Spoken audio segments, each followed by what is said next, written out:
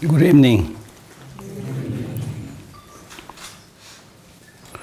So that is practice. Good evening. Good evening. Good morning. Good afternoon. Nobody says bad morning, bad evening, bad afternoon, right? So these are all teachings, you see.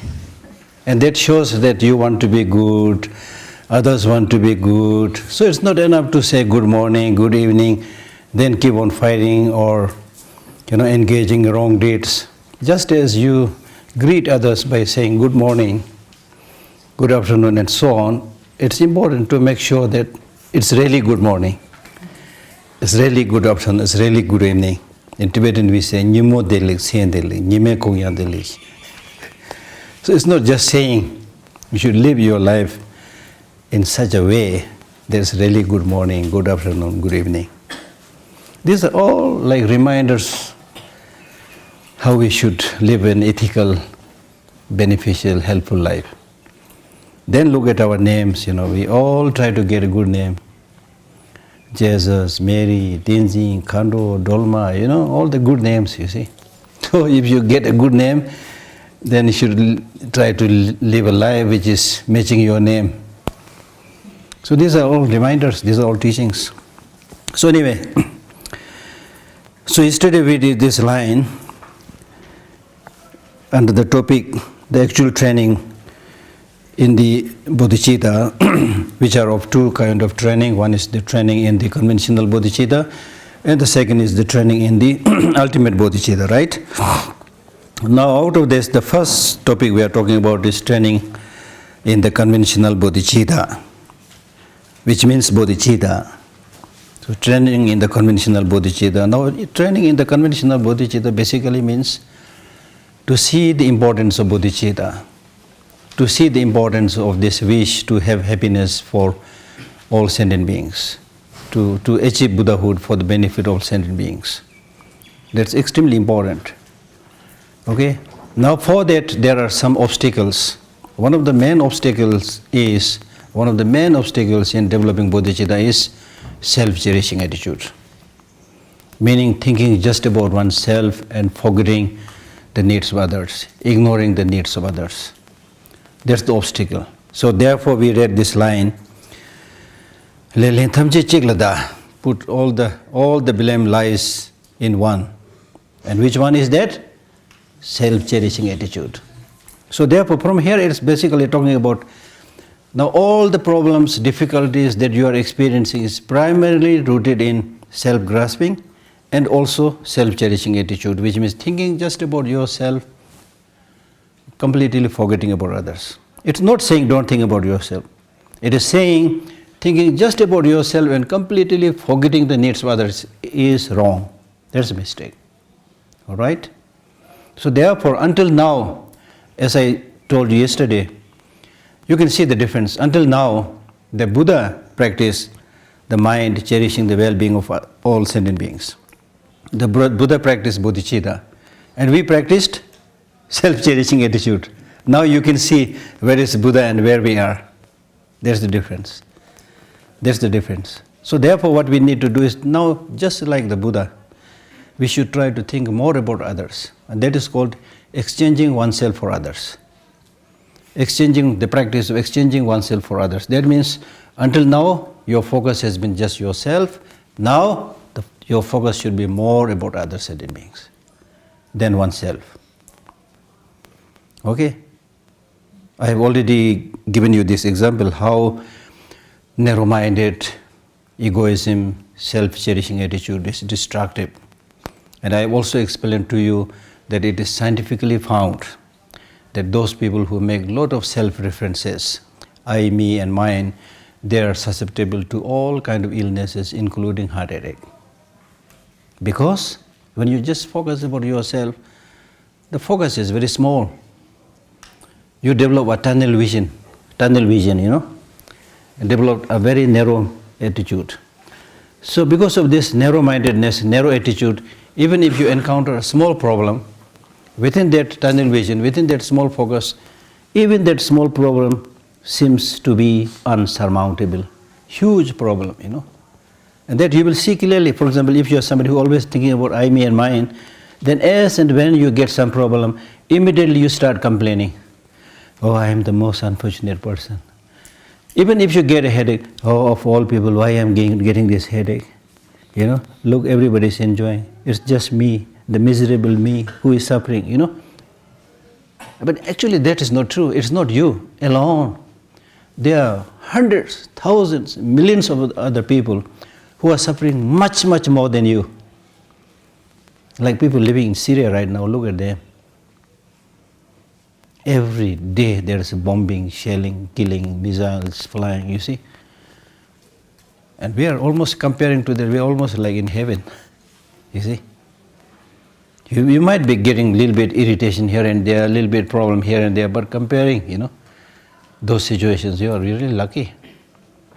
So therefore, what I'm trying to say is, if you develop this larger perspective, then you will not get bogged down with these small, tiny personal problems.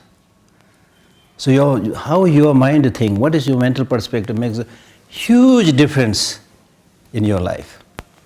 How much happiness you will experience, how much suffering you will experience is primarily in your hand.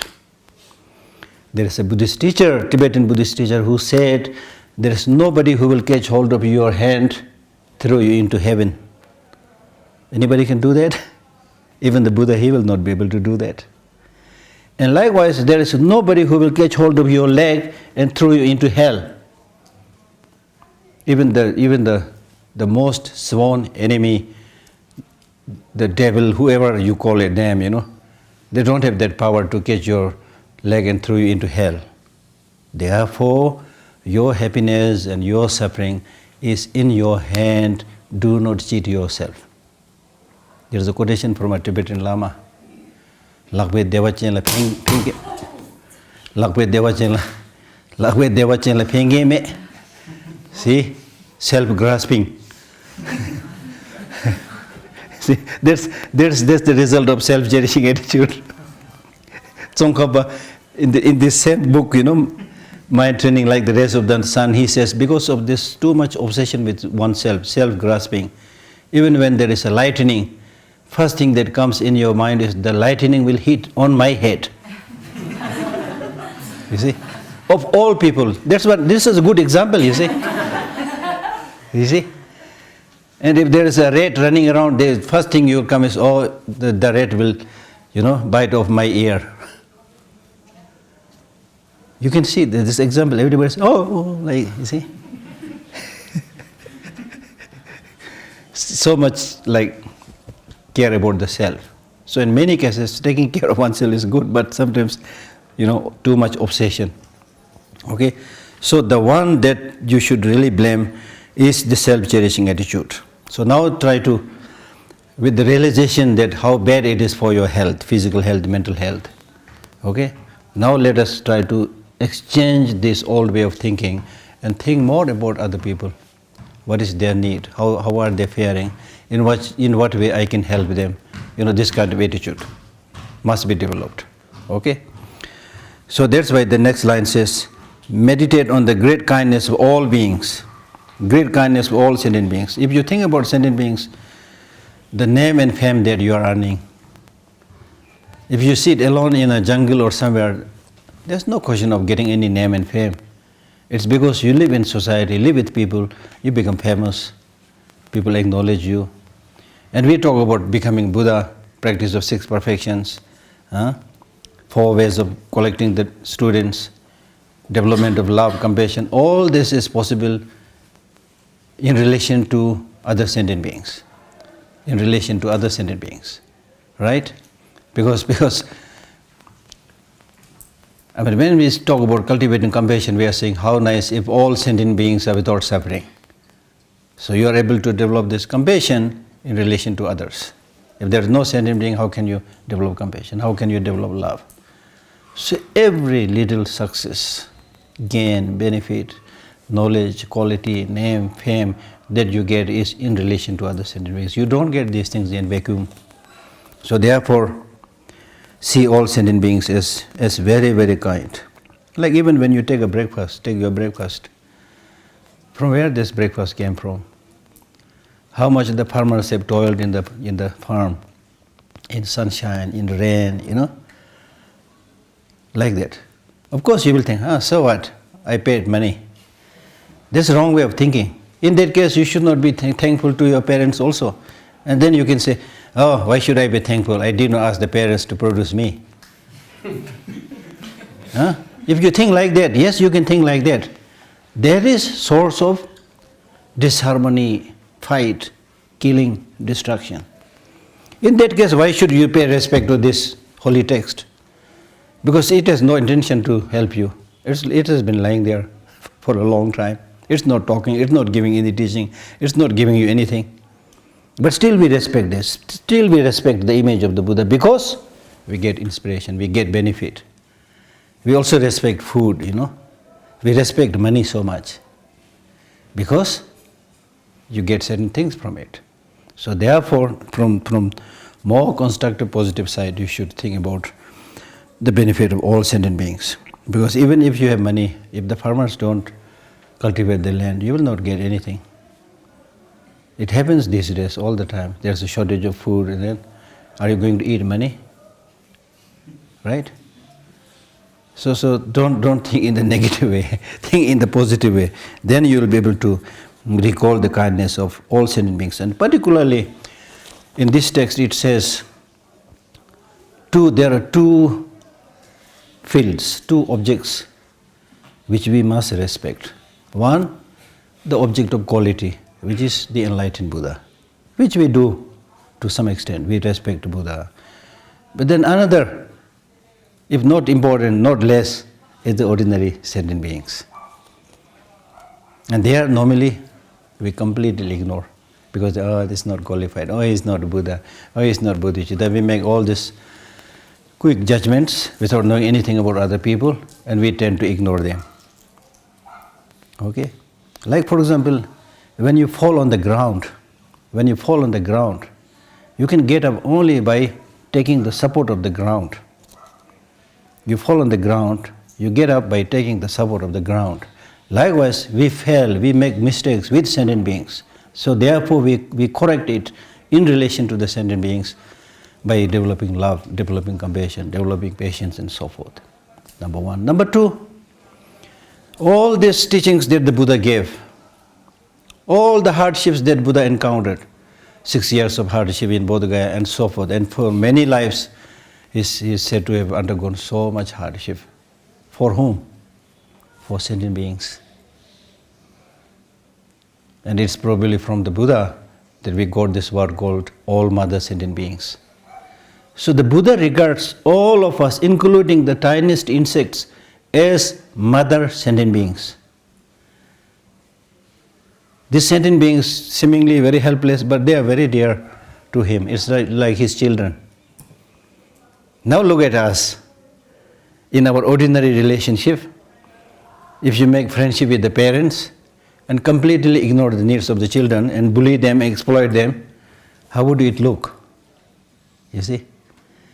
So pretending that we are respecting and following the teaching of the Buddha, completely bullying, exploiting and ignoring the ordinary sentient beings is exactly like that. And if you read this text, little text by Gambupa, a beautiful text full of advices called Precious Garland, there is a quotation by him which he says, if you have very good friendship with, say, a woman, a mother, okay, very good friend, but then she has a little child, but you don't respect this child, don't love their child, and instead one day if you take a sharp knife and cut a piece of flesh from the leg of that little child and give it to the mother, who is your very close friend, and then Gambupa says, will the mother be pleased? Of course not. The mother will be horrified. Horrified. This is exactly what we do. We cheat sentient beings by doing business, whatever, earn a little bit money by cheating, corruption, engage, all these things. Then we bring it and offer it to the Buddha. So these are cheating, not real practice.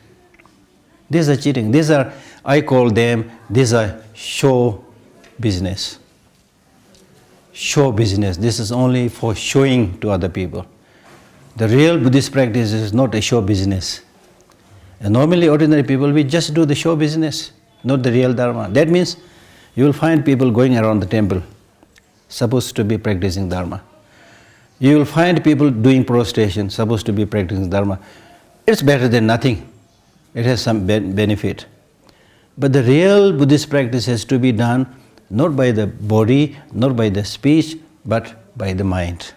Mind means you need to do it quietly, without being noticed by other people. And it's because of this normally that we don't do. Because you want to do something which is seen by other people, you want to display your practice.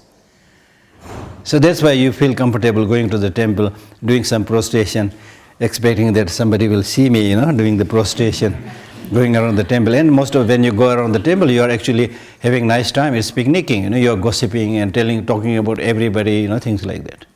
So that, those of you who attended my, previous talks, I told you this beautiful explanation of the encounter of a monk with Domtemba. Domtemba was one of the foremost follower of Atisha and great practitioner. He was not a monk, layperson, but great practitioner. So one day there was a junior monk who was sitting in the temple and reading a holy scripture. Then Domtemba came to him and said, "It is good you are reading holy scripture, but it is better you do Dharma practice." I said, "What? Reading scripture is not Dharma practice? Maybe I'm wrong. He's a learned master. What should I do?" "Oh, go around the temple." He started circumambulating the temple. Then again he meets this master. He says, "It's good you are going around the temple, but it's better you do Dharma practice." I was dumbfounded. This also seems to be wrong. What should I do? Meditation, which is so famous these days, He goes inside the center of the temple, observes the needed posture, and nobody knows what is going in the mind, but at least looks good, So I was sitting there meditating. Again this master came and said, "It is good you are meditating, but better you do Dharma practice." He was completely lost and he said, "Great master, please tell me how to do the practice. When I was doing all this, you said it's good, but better do Dharma practice. What should I do?" He said, "Give up obsession to this life. Make your mind go to Dharma. Give up clinging, obsession to this life. Renounce this life. Make your mind go to Dharma." It's not only Dharma practice, even in your study, if you make your mind go to the study, then within a relatively short time you can see the progress. But normally we do everything with half-hearted attempt, You seem to be reading a book, but your mind is in Megalorganj, Yeah? You seem to be in Dharamsala, but your mind is in New York, things like that, you see. So therefore you are not, you're physically there, but you're physically in some place, but actually you're not there. Physically in certain place doesn't mean you're actually there. The mind has to be there. And that's the problem, you see. We don't make any progress because you're not taking care of your body even. Most of the time you're not with your body. Where are you? You're with a certain object. Oh, beautiful flower, it's there. Oh, beautiful person, it is there. Oh, delicious food, it is on the food. So your mind is running after all the sensual objects. This body, which is like the house, is empty. Nobody has taken care of it. The owner is not there. It's dusty. So you can see how will you not get sick when you have not taken care of your body, when you don't know what is happening in your body, when you don't have idea what is happening in your mind. How can you learn things? How can you become healthy? Right? So therefore, as I repeatedly said yesterday, one of the fundamental teachings of the Buddha is wake up, and know yourself, and primarily know your mind, because it is your mind who is taking you in all kind of distractions, all kind of directions. Okay? So, knowing oneself. being with oneself is one of the most important practice. So therefore, meditate on the great kindness of all sentient beings. So, respecting both the Buddha and the both sentient beings, because it is in relation to sentient beings that you are able to accumulate all these wonderful practices. Okay? Right? And even in those cases where you are harmed by other sentient beings, still there also you should think that yes, right now he is harming me, but there is also a contribution from me. Why this person is harming me? Not everybody. There must be a karmic connection, you see. So if you are somebody who is able to get this bigger perspective, then whatever you are experiencing has some contribution made by yourself. So therefore it is not a good idea to always complain the wrongdoings on others. All right? Because of past lives, karma and negative emotion, you presented yourself as a target. And therefore people are saying bad things about you. Therefore people are harming you, you see. So if you don't want to suffer, if you don't want to be target of the exploitations and bullies of other people, then you practice dharma in such a way so that you don't present yourself as a target. Don't make yourself vulnerable. So that is a kind of more profound teaching. Because meditate on the kindness of all sentient beings. In my own case, I had the pleasure of going to so many places, over 30-40 countries in this world, and had the opportunity of meeting so many ordinary people from Russia, America, Lithuania, Czech Republic, Germany, France, and so forth, you see. So ordinary people are like, basically most of them very kind. They try their best to be nice, to be helpful, you see. Especially ordinary people, a little bit less educated. The more educated, I am not so sure how good education does to you, you see. So the ordinary people, they are really open. They are not rich, they may not have much, but still they are always ready to share and be nice, So there is more to our actual nature. But when we study the wrong subject, then we forget our basic nature and talk about the secondary issues, which religion you belong to, from which country you came from. They are not able to think that these are other human beings, similar like me. There's the fundamental reality. All right? So that's why His Holiness is these days talking very much about teaching secular ethics education.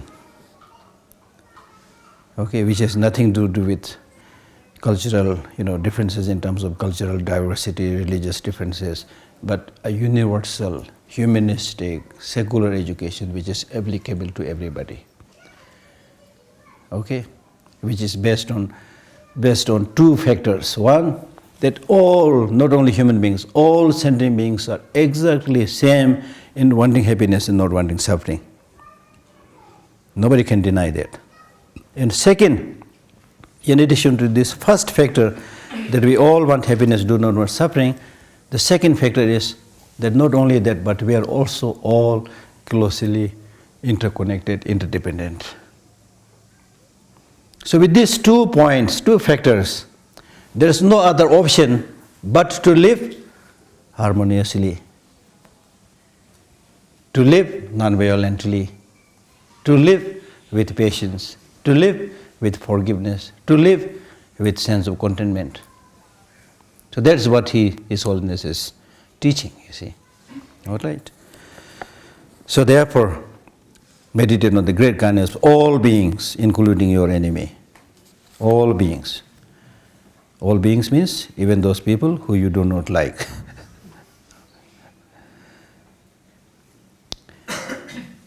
Now with regard to this actual training in this bodhicitta, aspiring to achieve Buddhahood for the benefit of all sentient beings, there are 2 parts of practice. The actual practice during the meditative session and the practice that you should do during the post-meditative session. Okay, now in the case of the actual meditation, there are 2 main practices: meditation on loving kindness and meditation on compassion. So therefore the next line says, practice a combination of giving and taking. Giving and taking. Practice a combination of giving and taking means when you meditate on loving kindness, you are practicing giving. How nice if all sentient beings meet with happiness. That's what you should think. You are giving by thinking that how nice if all sentient beings meet with happiness. Not only you think in this way, but you visualize and think that these people who are deprived of love, they must meet with love. Whether it's your friend, whether it's your enemy, or whether it's even the external environment. If there is any fault, any shortcoming, any discrepancy among the sentient beings or among the environment, you should imagine that you are giving love to all of them so that they are able to live in harmony, live in peace. That's what you give. That's one practice. The second practice is receiving. Receiving means practice of compassion. How nice if all these sentient beings are without suffering. That's the definition of compassion. So receiving means now you actually meditate and imagine that all the sufferings, whether it's old age, sickness, disease, any shortcomings, faults within the sentient beings of any category, and also any shortcomings in the environment, let us say pollution of water, whatever it is there, imagine that all these shortcomings come to you, get collected and come to you, and you take all their sufferings upon yourself.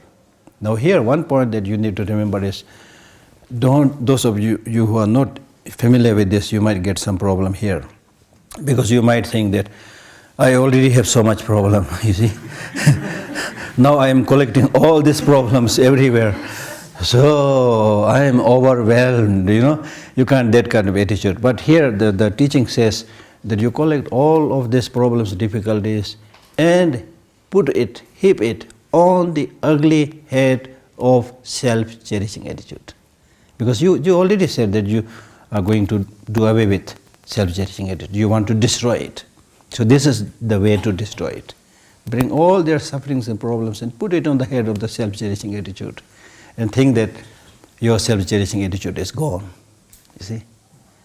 Of course, you will remain intact. So don't worry about that, yeah?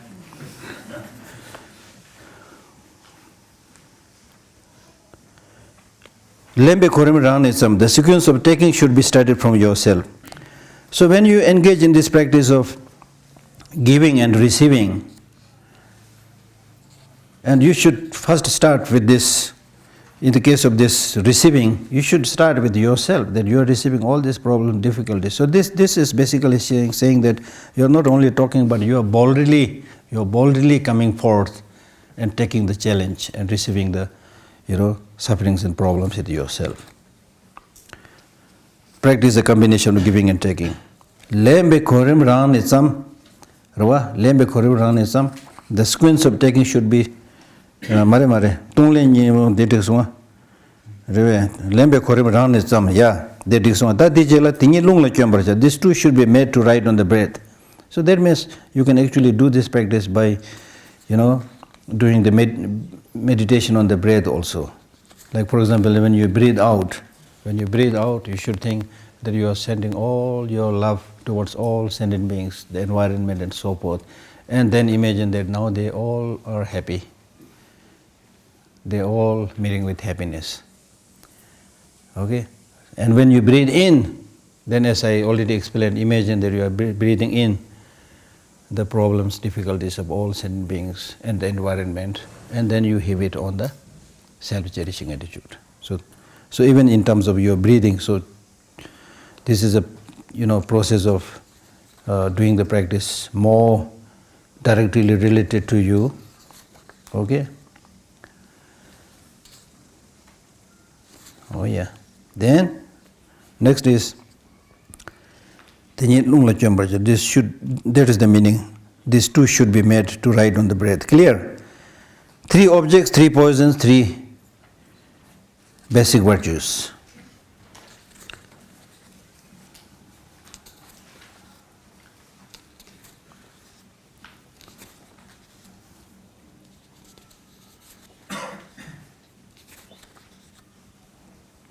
So that means now this is talking about the post-meditative practice. Meditative practice, the practice that you do during the meditative session is very good, very important, but it is much more easier in one sense, because nobody is harming you anything, but you look great and you are meditating on love and sending the love, and you are meditating on compassion, bringing their suffering. It's not a big deal. The problem is during the post-meditative session. When you get up from your meditative session and mix with the people, then you meet all kinds of people, and then, strange people, bullying people, exploitative people, you see. Then you are in problem. You go to market, see all kinds of things to be bought, That's the problem.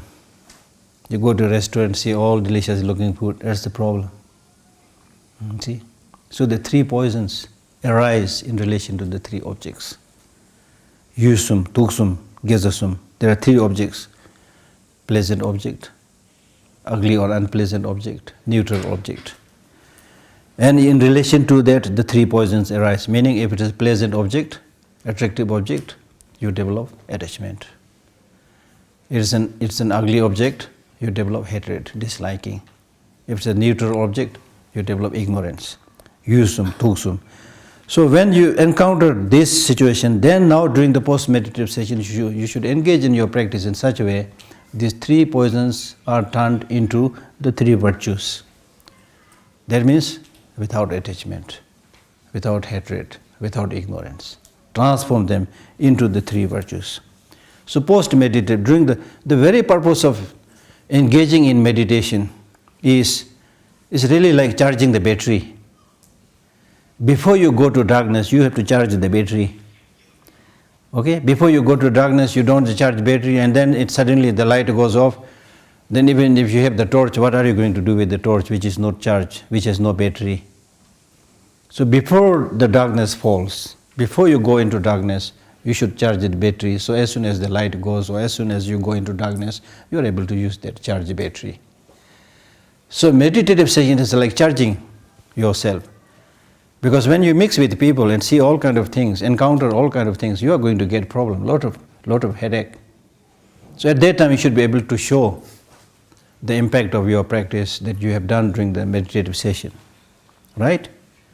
And I have this experience, before I was translating for His Holiness Dalai Lama, whenever there is a public teaching, I used to go to attend the teaching, I read the text carefully, then whenever he says something interesting, powerful or good advice, I immediately write down, highly moved, then I think, I should really do something now, maybe move to the mountain, whatever, Great ideas come, great inspiration come, you become very excited.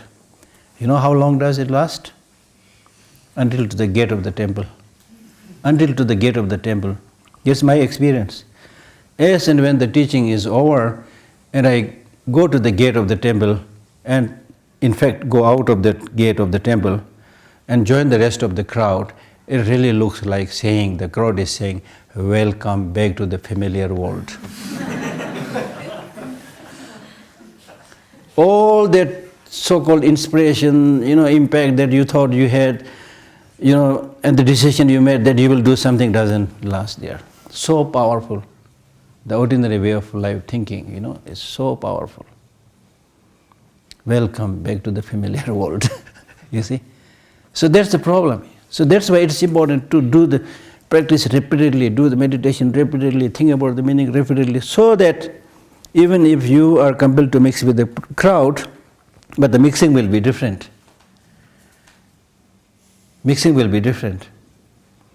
Earlier, when you mix with the crowd and encounter different attractive, unattractive objects, they all become a cause and condition for developing the negative emotions. Now, with the same object, with the same relationship, probably there will be less attachment, less hatred, less ignorance. And then gradually, wherever you are, no problem. Because your mind is ready. Your mind knows what is good for you in the long run and what is not good for the long run. Your mind knows it. So that is what we need. But that takes time. It's not easy. There is no push-button enlightenment. There is no automatic enlightenment, although we are living in the automatic age. Okay? But there is no push-button enlightenment. true to the spirit of the nature, the development has to be step by step.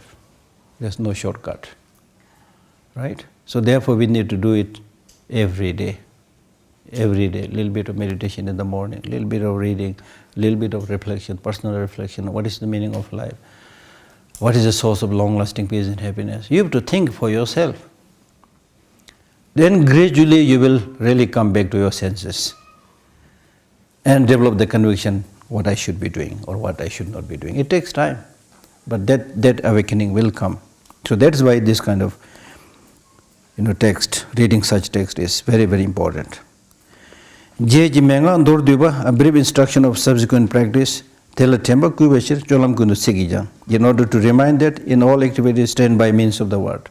So that means, so that is how you should, Je menga ndor, that is how a brief instruction for subsequent practice means, that is how you should practice, as we said, how to transform the three poisons, That's a brief instruction of how you should do your practice during the subsequent stage of the meditation. And in order to remind this practice, it is also important to say things, practices, the practice that you are going to do, you should also repeat them verbally. That's why prayer is important, to remind yourself. Remember some of the big good lines and repeat them, think about them, reminding. This is a reminder. This is a reminder. The cloth itself you can buy in the market. It is a reminder to show that you are a monk. Then you wear another uniform to show that you are a soldier. Another uniform to show that you are a bearer. Why these people wear different uniforms? The purpose of this different uniform is to show what kind of job you are doing. You see? Right? It's a reminder. So it's important to remind yourself. Maybe you put something in your room to remind yourself of the practice. Maybe you put a skeleton of the Buddha. During his meditation, he became almost like a skeleton. That very famous image that came from the Swat Valley, I think. His Holiness recommended that you keep one of them, because this has double benefit. One, you will be able to remember how much hardship the Buddha has undergone. So how come that I am unable to make even a small attempt? So it will inspire you.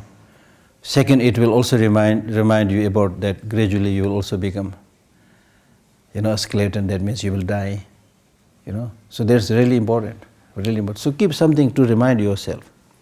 Or maybe, as I recommended earlier, also I'm sure you have some holy scriptures in your room, in your house, wherever you are, image of the Buddha, things like that. These are reminders.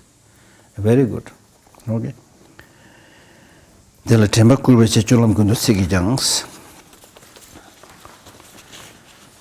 training in the ultimate awakening mind. Temba thobne sawate shonamalam taurusam machirik beshilachi nyembo nyeja rangsel trol lam jingo kunshi ngalisha tunsam jumichi urshi. So next is training in the ultimate awakening mind. So some of the lines under this is, when stability has been attained, impart the secret teaching. Consider all phenomena as like dreams. Examine the nature of unborn awareness. The remedy itself is released in its own place. Place the essence of path on the nature of the basis of all. In the period between sessions, be a creator of illusion.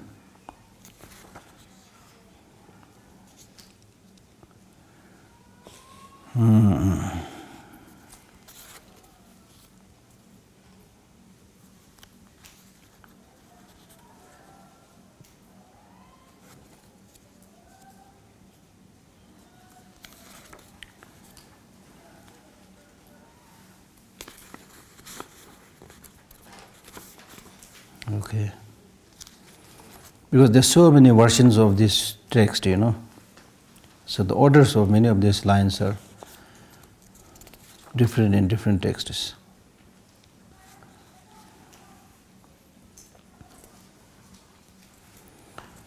So basically this first line, when stability has been attained, impart the secret teaching.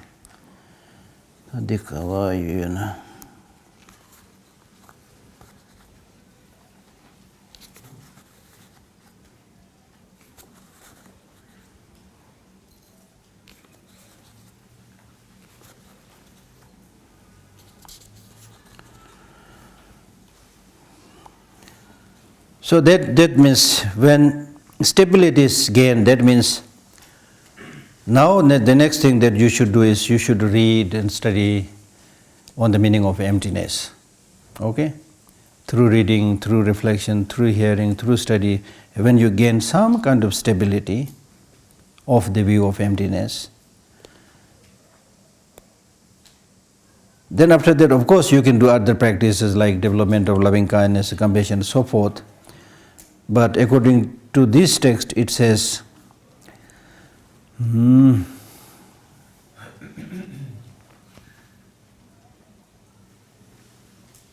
another way of explaining this, there are two ways of explaining. One way of explaining is when you attain some kind of stability, then you should undertake the practice of love, compassion, and so forth.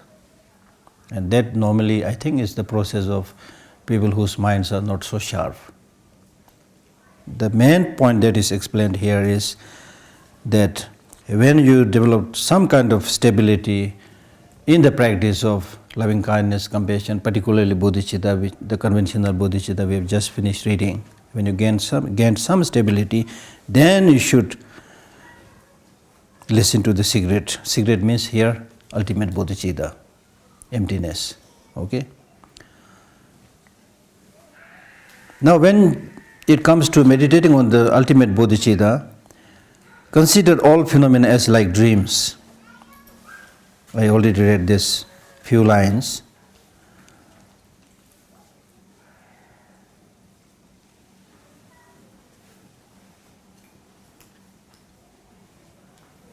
So these lines, consider all phenomena as like dreams, examine the nature of unborn awareness, the remedy itself is released in its own place, place the essence of the path on the nature of the basis of all. This is the practice on the ultimate bodhicitta that you during the meditative session. And as far as your training on the mind of the ultimate bodhicitta is concerned, this you should do in accordance with, of course, the teaching of the Buddha, but more so in accordance with the teaching of Nagarjuna, who has elaborated and explained clearly the meaning of ultimate bodhicitta. So what is ultimate bodhicitta? The wisdom understanding emptiness. Wisdom understanding emptiness means to understand that everything is just one's mental designation. Apart from what is being designated by the mind, there is nothing that has inherent, independent existence. So that's the secret of ultimate bodhicitta. Consider all phenomena as like dreams. As like dreams means if you try to pinpoint the basis of designation, you will never be able to find it. If you search, if you are not satisfied with the conventional designation, if there is a person called John, okay, and if you try to really pinpoint who is John, you will not be able to pinpoint him. Because what you see is John's body, and even John's mind you cannot see. John's body is not John, John's mind is not John. So where is John? To ordinary mind we think that yes, John, I saw John, I met him in Meghalorganj, things like that. But what you saw is John's body. So the so-called John, the person is designated on the assemblage of the body, mind, and so forth. So like that example, every phenomenon, every conceivable object is just a designation. If you try to pinpoint it, you will not find. So it's like a dream. They are there, but not in the way we thought. The dream that you get, can you lay your hands on the dream? They are also there. Dream is also there. They can also make impact on your life, on your mind. If it's a happy dream, you are happy. If it's a nightmare, you are frightened. So even the dreams can make impact. So similarly, what we experience while we are alive or awake can make impact, but that doesn't mean they have inherent independent existence. So they are like a dream in that sense. Like another example that I can give is, if you are a young man or young woman of say 30 years old, now during this past 30 years of your life, you experienced so much. You must have visited many countries, you've eaten I don't know how many dishes, There's hardly anything that you didn't do. You did so many things. Right? It's a long story. If you make a movie, it's 30 years movie. Right? But today, you look back and think about that. It's same like last night's dream. It's only a memory. Right? It's only a memory. So the rest of the life will also go like that. Not only that, the present life is also, if you try to pinpoint their life, it's like a dream. And the purpose of this understanding is that when you don't understand their life or the things as a dream, as an illusion, as a mirage, instead, if you think that they have inherent, independent, concrete existence, then you tend to get obsessed with it. As I already explained, with the objects that you like, you get stuck with that object. Oh, how nice, how wonderful, I must have it, you see. Last time I told this story, many of you have heard this, but I repeat some of these stories because they are so powerful. I read one book, it's actually by this Robin Sharma, Who Will Cry When You Die. So there he has one write-up where he says there is a father and a small daughter, and the father buys a car, nice car. And normally when you get a new car or something, new gadget, you get so excited. So he was very excited. At least for the first few days, you really want to, nicely protect that car. So you clean it, you take care of it. And it's like honeymoon period. Honeymoon period. It doesn't last very long. Honeymoon doesn't last very long, you see. So that's the honeymoon period with the car. So one day this little girl was scribbling something on the car. The father, because he has so much obsession, attachment with the new car, he gets angry and he pushes this little girl away, saying that, what are you doing? But the girl gets knocked down and she dies. This is a story, maybe true, maybe not true, but it's a very good story. The girl dies. And then after that, the father comes back feeling very sad because the little girl is dead, And then the only thing now he can do is to see what this little girl has written on the car. The little girl has written, Papa, I love you. It's very moving for me. It may be true, may not be true, but this is what we do normally. Out of attachment, we become blind. Then we do things like that. Because now because of too much obsession, you are at that point seeing the car as having objective, independent, inherent existence. Wow, so nice, so beautiful. Look at the look at the model, look at the makeup, You exaggerate so many things. But it doesn't last very long. Because reality, there's no such existence. Very soon you will say, oh, there's another better model, so I should not have bought this one, There's another better color car in the market, I should not have bought this, This is what we do exactly even when we order a food, you see. Until you see what is there in others' plate, As soon as you see somebody, oh, I should have ordered that one, you see. Huh? And when you see a woman or husband, oh, I should have married this one, that one, or something like that. Yeah, this happens, you see, because of obsession. Because of obsession, as I said, don't anchor your peace and happiness in objects and people. I already explained this to you, you see. So that is why it is important to see the reality as it is. Do not denigrate them, do not exaggerate them. So this is how you should see all phenomena as a dream. All phenomena. Examine the nature of unborn awareness. If you examine not only the object, which is the focus of the mind, but even if you focus on this unborn awareness, which is fully aware of the object, this mind is also in a similar situation. The mind also, like any other phenomena, doesn't have inherent independent existence. Okay? Imagine, unborn means unborn in the nature having inherent independent existence. The remedy itself is related. So no, sometimes normally we think if you are trying to like eliminate the afflictive emotions, okay, then the remedy, the counterforce is the positive emotion. The wisdom, understanding emptiness is the counterforce to remove ignorance. So ignorance doesn't have inherent existence. Okay, get rid of it. Yeah, get rid of it, kick it off. But what about wisdom, understanding emptiness? Because it's something positive, something good. So you might again think the wisdom, understanding emptiness has independent existence.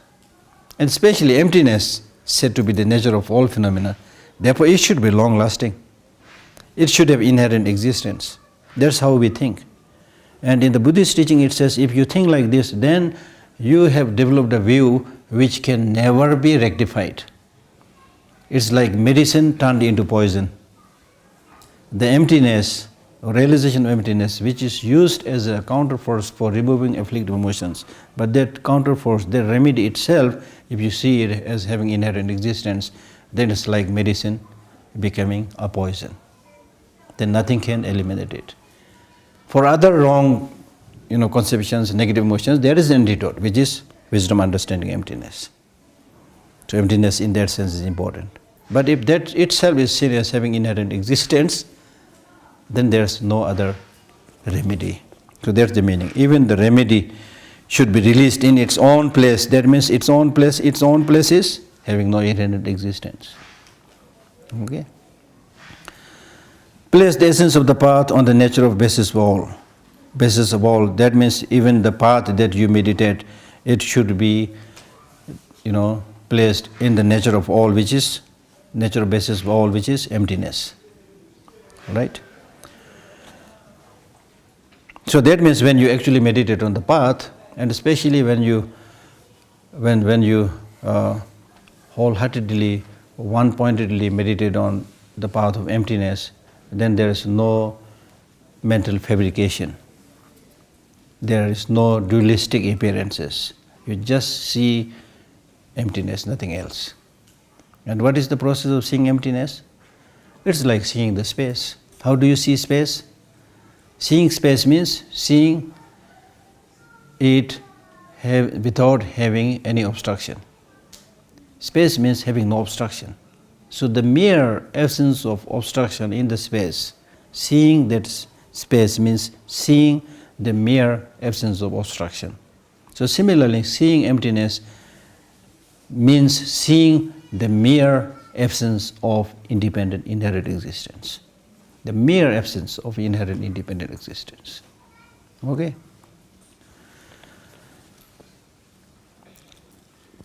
And then when you get, again the problem arises. When you get up from when you are meditating on emptiness, it looks nice. Okay, but when you get up from meditation and mix with people, as I already explained, then again you might get into problem. Welcome back to the familiar world, you see. You see all the attractive things, beautiful things, wonderful things, you want to have this, have that, get into problem. So now you should see that these are all creation of illusion. Having no essence, nothing, to hold on to. So that will lessen your attachment, anger, jealousy, In other words, you should now clearly understand the gap between appearance and reality. Normally, ordinary people, we go after appearances. If it is a marriage, appearance, how nice the boy looks, how nice the girl looks. Go to a shop, how nice is the package. Yeah? Right? And it's because of this innocence or stupidity of ordinary people, the things that come in the market, you see how nicely they are packed. Not because they care so much about you. Okay? But they know that you can be easily deceived by the package. Take the example of a fruit juice. The package is colorful, yellow, black, white, whatever. Inside, the real juice, believe me, may be 6 months old. It will not smell because they put something, some chemical, something, but not necessarily good. And you pay awful lot of money for all these things. I think it was last year they did an experiment in Atlanta. experiment with all the juices that is available, plus water, including water. They found water the most beneficial and healthiest. Not with those other juices and soft drinks which you pay so much money, you see. So appearances are deceptive. So another purpose of realization of emptiness is, for the rest of your life, you don't just after appearances. Appearances are deceptive, right? And especially when you go into a big mall, everything, the arrangement, everything, they made it so much that you get completely crazy in the shop. And the last time I jokingly told people that when you go to a big mall, you get sick, which is called shopping coma. You are moving, you are kind of in a coma, because they have prepared everything in such a way that they will hypnotize you. That's how people get hypnotized.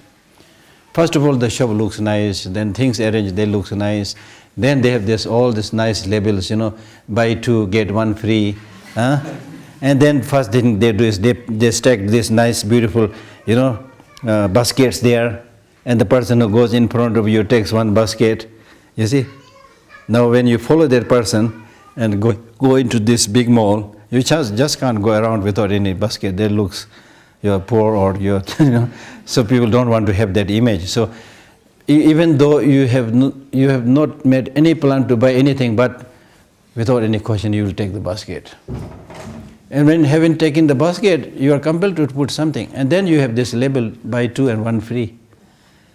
Or buy three, two free, whatever, so many things. Then I need only one, but one maybe for my friend. Like that. Then you keep on putting everything. And then how much money you are spending also you have no idea, because they have now introduced this plastic.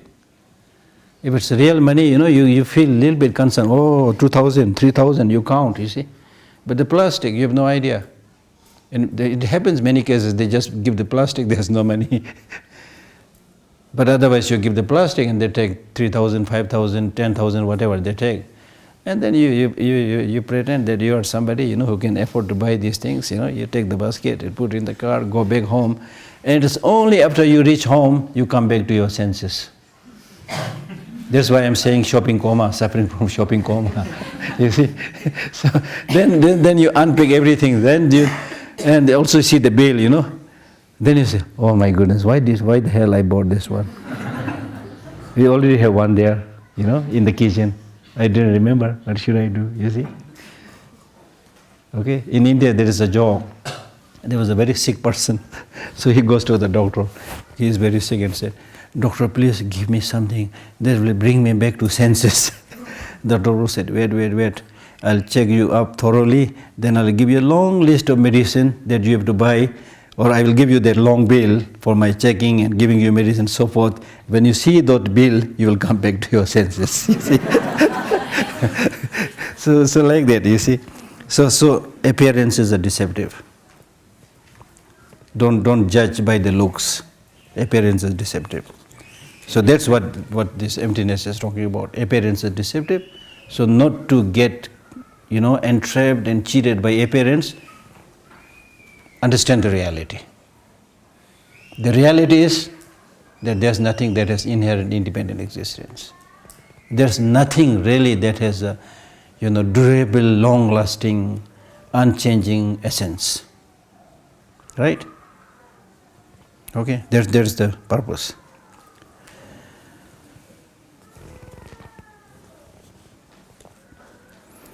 Transforming adversity into the path of awakening.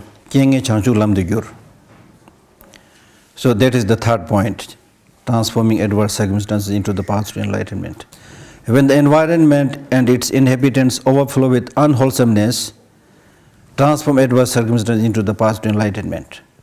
Especially if you go to big cities, you see. Of course, it depends upon with whom you associate and where you go, things like that. But most of the big cities, people are just for money. For money, they are ready to do anything. Today, unfortunately, we are living in a world where it seems everything is for sale, including your human values.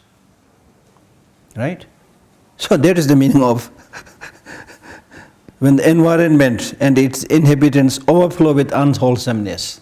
That means people are looking after each other. How can I get money from this one? How can I get from this one? Sir, come, madam, come, buy this, buy that, you see? इससे अच्छा आपको कहीं भी नहीं मिलेगा, यही ले लो, बोलता है ना. That's what they say in the market, you know. Oh, is this good? Yes, you go up to any shop, you'll never get one better than this one, you know. So people don't hesitate in telling lie, cheating.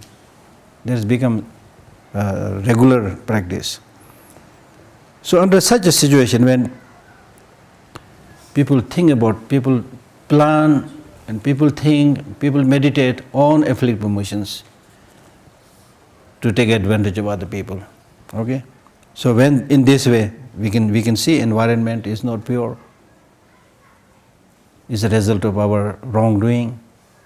Water is polluted. Like today, the only probably drinkable water is the bottled water. Imagine we have reached to such a state. In Tibet, when Tibet was free, before the Chinese came, water means drinkable.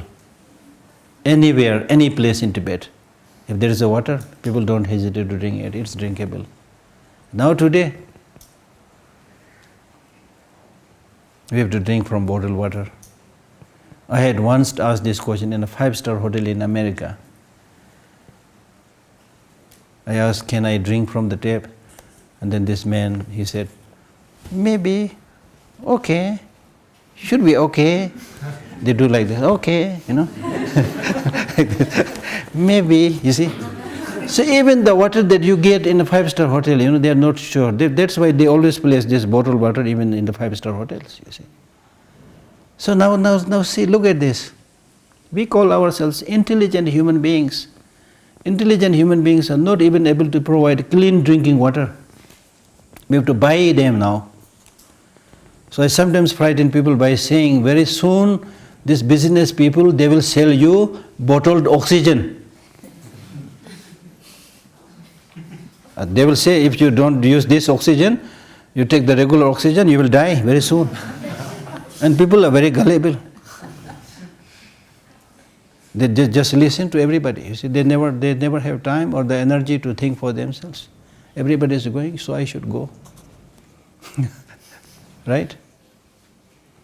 So therefore, these are not like, these things should not be taken lightly. We need to think, not to become not collude with the business people.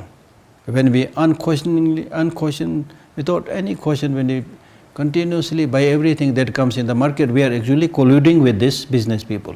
We are also responsible. So you should use your sense of judgment, discrimination, and decide what to buy, what not to buy. Right? Apply meditation at every opportunity.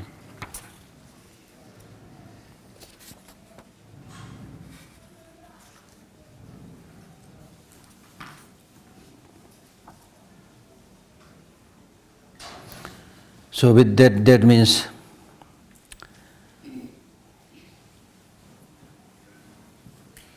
so in short he's saying that whenever you see any conduct, any behavior of oneself, of others, which is alloyed with afflictive emotions and so forth, then immediately you should do this practice of giving and receiving. Immediately, that's the meaning. Telakantu Gomla Jor. Apply meditation immediately at every opportunity when you see the signs of people engaging in afflictive emotions, people experiencing sufferings and so forth. Okay, I think we stop here. It's time is gone.